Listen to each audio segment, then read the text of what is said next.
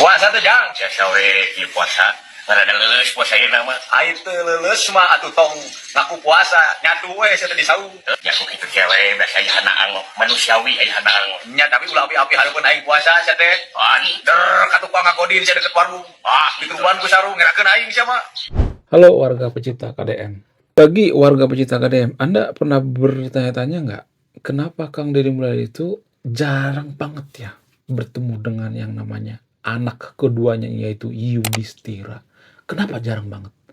Apa alasannya? Apakah ada masalah gitu? Padahal kalau saya perhatikan zaman dulu, Kang Deddy Mulyadi dengan Yudhistira anak keduanya itu sangat dekat sekali. Deket banget. Bahkan antara Yudhistira dengan abangnya yaitu Maulana sangat dekat sekali, sangat kompak sekali. Tapi kalau saya perhatikan sekarang ini sangat berjarak ya antara Kang Deddy Mulyadi dengan yang namanya Yudhistira. Itu kalau saya perhatikan ya.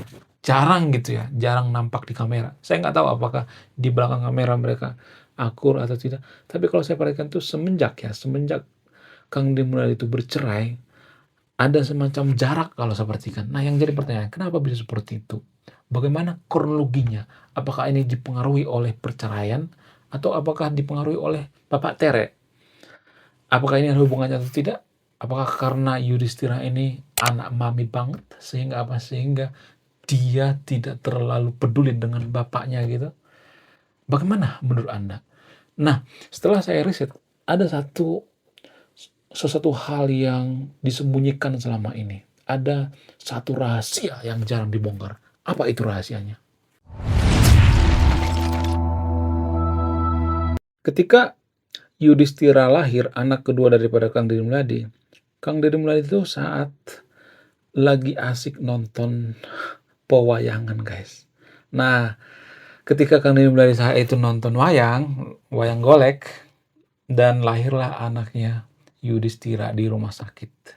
Ya, sebelum pergi ke rumah sakit itu ya, sebelum melihat Yudhistira lahir di rumah sakit, Kang Deddy Mulyadi nonton pewayangan. Itulah alasannya kenapa Kang Deddy Mulyadi memberikan nama Yudhistira dalam pewayangan, nama anaknya kedua yaitu Yudhistira. Nah, ketika Yudhistira ini masih kecil ya, sangat dekat dengan Kang Deddy Mulyadi. Bahkan dekat banget dengan abangnya yaitu Maulana. Dekat banget. Mereka sering main ya, kemudian menggunakan pakaian seperti pakaian Sunda Wiwitan. Pokoknya itu sangat akur sekali dengan Kang Deddy Mulyadi. Bahkan Kang Deddy Mulyadi itu sering membelikan Yudhistira itu wayang ya. Sehingga Yudhistira itu adalah orang yang sangat piawai dalam pewayangan. Dia itu dalang, guys. Suaranya itu sangat luar biasa. Yang mengajarkan Yudhistira jadi seorang dalang itu selain kakeknya ya Kang Deddy Mulyadi. Kang Deddy Mulyadi itu juga sangat jago dalam membawakan pewayangan, terutama wayang golek ya. Berbeda ya, wayang golek dengan wayang kulit itu dua hal yang berbeda ya. Kang Deddy Mulyadi itu ternyata seorang dalang, guys. Suaranya sangat luar biasa ketika memainkan yang namanya wayang golek. Sama halnya dengan Yudhistira. Yudhistira waktu kecil sangat dekat dengan bapaknya. Ketika Kang Deddy Mulyadi pergi keluar kota misalnya, ketika Yudhistira minta oleh-oleh, biasanya yang diminta itu adalah wayang. Ya, wayang golek. Ya. Dan Yudhistira ini sangat piawai dalam memainkan yang namanya wayang golek. Bahkan dia pernah juara ya. Ada satu kejuaraan perlombaan yang memenangkan yang namanya juara yang sangat bergengsi yaitu juara perlombaan pewayangan. Nah, ketika Yudhistira ini dekat dengan bapaknya, dekat dengan kakeknya, bahkan sering tidur di rumah kakeknya karena kakeknya juga sangat suka yang namanya dengan wayang golek. Nah, Yudhistira ini sangat sering dihadiahi wayang oleh Kang Deddy Mulyadi. Sehingga waktu kecil Yudhistira ini bercita-cita jadi dalang. Jadi jarang ya anak kecil itu bercita-cita jadi dalang. Tapi ya di tengah gempuran daripada sosial media, di tengah gempuran daripada budaya-budaya barat, Yudhistira ini memilih jadi wayang, guys. Wow, luar biasa. Itu artinya Kang Deddy Mulyadi itu berhasil mendidik daripada Yudhistira ini. Namun setelah dewasa, setelah agak gede ya, kalau saya perhatikan itu hubungan daripada Kang Deddy Mulyadi dengan Yudhistira ini ya, dugaan saya itu semakin renggang gitu ya, kalau saya perhatikan. Apa alasannya? Saya nggak tahu persis alasannya, tapi semenjak Kang Deddy Mulyadi itu ada masalah perceraian dengan mantan istrinya, yaitu Teh Ratna, istri keduanya. Nah, dari situ tuh mulainya hubungan antara Kang Deddy Mulyadi dengan Yudhistira itu semakin renggang gitu. Nah, yang jadi pertanyaan, kenapa gitu? Apa alasannya? Apakah karena pengaruh daripada bapak tirinya gitu? Jadi ketika Kang Deddy Mulyadi itu cerai dengan Teh Ratna itu, saya salut sekali dengan Kang Deddy Mulyadi. Dia tidak pernah menjelek-jelekan eh, Mbok Ane Ratna, gak pernah menjelekkan. Dia mengatakan bahwa Teh Ratna ini adalah orang yang baik, orang yang luar biasa, tapi dia salah memilih guru katanya. Nah, yang jadi pertanyaan, apakah guru daripada Teh Ratna ini yang salah atau tidak yang jadi suaminya zaman sekarang ini? Jadi guru daripada Teh Ratna ini, guru spiritualnya itu adalah yang jadi suaminya sekarang ini. Apakah ini berpengaruh atau tidak? Menurut kalian gimana? Coba tulis kolom komentar ya. Saya tidak memberikan kesimpulan ya. Karena gini guys, Kang Deddy Mulyadi pernah mengatakan, kalau memilih guru itu harus hati-hati. Jangan sampai kita memilih guru itu yang memisahkan murid kita dengan suaminya gitu. Itu kata Kang Deddy Mulyadi. Jangan sampai guru kita itu memberikan air doa yang memisahkan antara anak dengan ayah gitu. Jadi ini sangat-sangat luar biasa sekali. Karena gini guys ya, saya tidak mengatakan bahwa Bapak Tere daripada Yudhistira ini memprovokasi gitu. Saya tidak mengatakan seperti itu ya. Kalau misalnya dia adalah pemuka yang agama yang baik, pasti dia akan mengajarkan kebaikan-kebaikan. Supaya apa? Supaya Kang Deddy Mulyadi dekat dengan Teh Ane Ratna. Kemudian supaya Yudhistira dekat dengan bapaknya gitu, bukan malah jauh gitu, ya kan? Apakah ini ada hubungannya dengan yang namanya Kang Deddy Mulyadi itu dikata-katain musyrik, berhala, ya, gubernur klinik gitu, ketika dia menggunakan pakaian-pakaian seperti Sunda Witan, apakah ini berpengaruh atau tidak? Apakah karena gurunya mengharamkan yang namanya wayang golek, apakah ini ada pengaruhnya atau tidak? Apakah ini ada pengaruhnya dengan tradisi dalam beragama? Saya tidak menyimpulkan ya. Silahkan disimpulkan sendiri.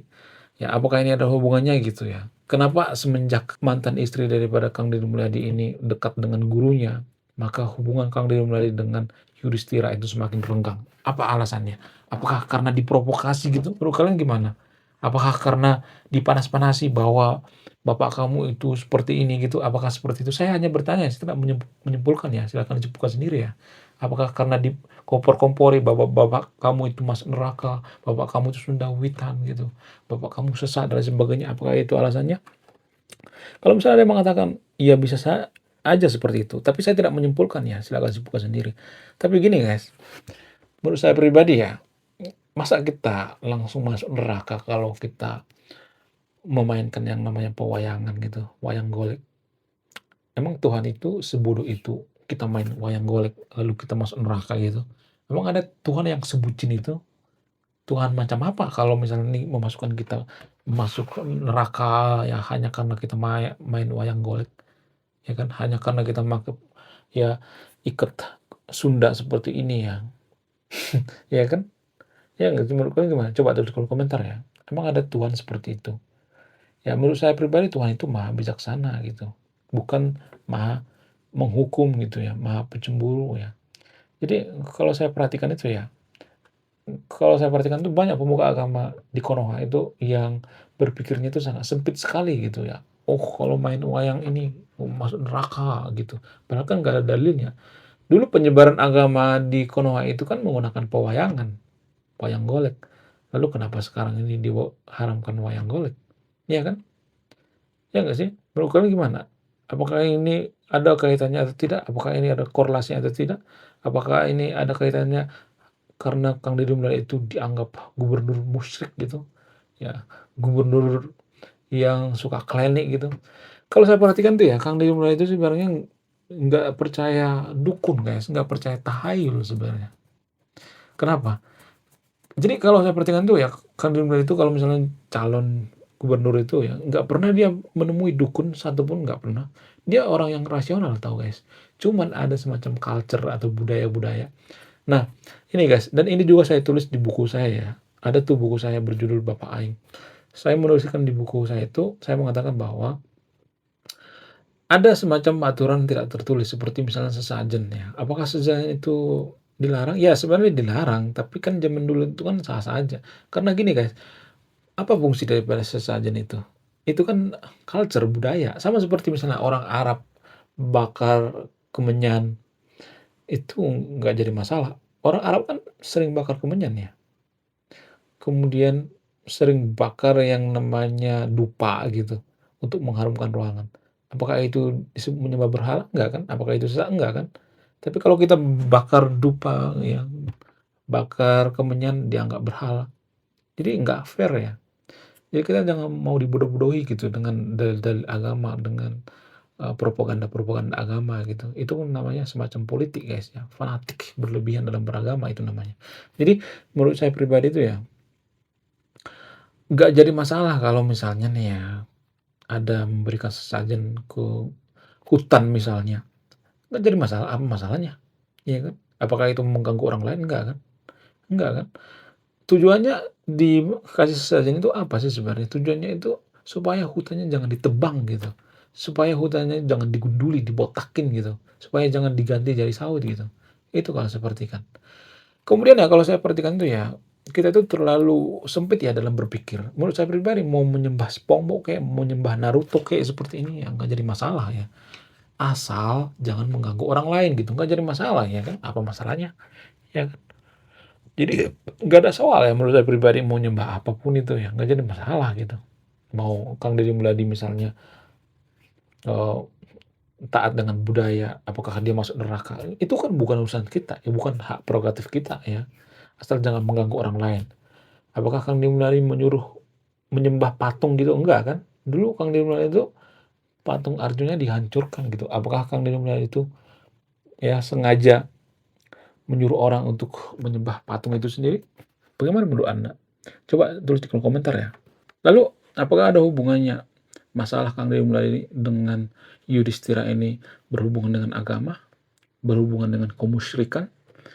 Silahkan tuliskan di kolom komentar ya. Saya tidak memutuskan ya, Anda yang memutuskan. Oke, sekian video ini. Sebelum saya tutup, saya akan memberikan pantun guys. Jalan-jalan ke lembur Pakuan, siangnya beli lemper, jangan ngaku fans KDM kalau masih buang sampah sembarangan. Bye-bye.